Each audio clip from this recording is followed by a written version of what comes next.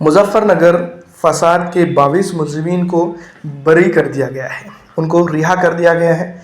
वजह क्या है कि जो आतिशगी हुई थी, जो जलाया गया था, जो है तो लूटमार की गई थी, जो कत्ल गारत की गई थी उस वक्त 2013 के फसादात के दौरान, तो वो जो है तो साबित नहीं हो सका है। सबूत जो है तो कम पड़ गए हैं, जिसके चलते जो है तो 22 मुलजिमीन को बरी कर दिया गया है, यानी कि रिहा कर दिया गया है।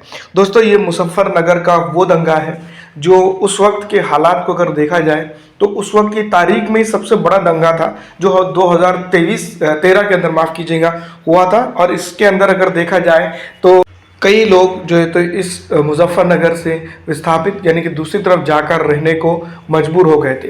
एक ऐसी जो है तो भयावह ये स्थिति थी कि जो उस वक्त की गवर्नमेंट को जो है तो अगर देखा जाए तो कटघरे में खड़े करती थी। लॉ एंड ऑर्डर की स्थिति को जिस तरह से अगर देखा जाए तो उत्तर प्रदेश की शुरू से ही जिस तरह से देखा जाता है तो उसका एक जीता जागता कमज़ोरी की मिसाल थी। और उत्तर प्रदेश के मुजफ्फरनगर फसाद तारीख में अगर उत्तर प्रदेश की अगर देखा जाए तो सबसे बड़ा दंगे के तौर पर हम उसको देख सकते हैं।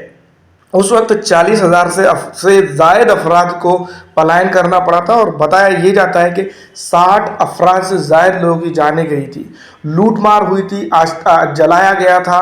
और जो तो मैं ये कह सकता हूँ कि उस वक्त जिस तरह से उर्दू टाइम्स के अंदर लिखा हुआ है कि लोगों को हद दर्जे तक परेशान किया गया था ताकि इस इलाके के अंदर जो है तो एक दहशत का माहौल पैदा कर दिया जा सके। अब ये बात भी हम समझ सकते हैं कि उस वक्त की गवर्नमेंट क्या कर रही थी। खुली तौर पर अगर देखा जाए तो उस वक्त की गवर्नमेंट इस तरह के दंगे को कंट्रोल करने में नाकाम रही और गरीब मजलूम, चाहे वो किसी भी कास्ट का हो, किसी भी धर्म का हो, उसको अपना इलाका छोड़कर जाने पे मजबूर होना पड़ा। और दोस्तों, आज ये बात सामने आती है अभी जो तो जिस तरह से कानूनी प्रक्रिया के शिकंजे में से 22 अफराद जो है तो निकल जाते हैं।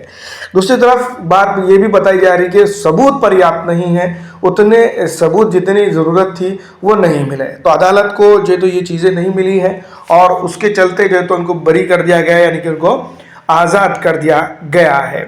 दोस्तों, ये भी एक बड़ी अपने आप में तो जो अगर देखा जाए तो 2013 के जो फसाद हुए थे उसके अंदर जो है तो 8 सितंबर 2023 को जो है तो जो फसादात पेश किए गए थे उसके ऊपर SIT बिछाई गई थी और उसमें जो है तो सबूत नहीं मिलने के चलते अदालत ने आप इनको बरी कर दिया है। आपको क्या लगता है कि दंगे किसने कराए होंगे और जो है तो इस दंगों के अंदर कौन शामिल होगा?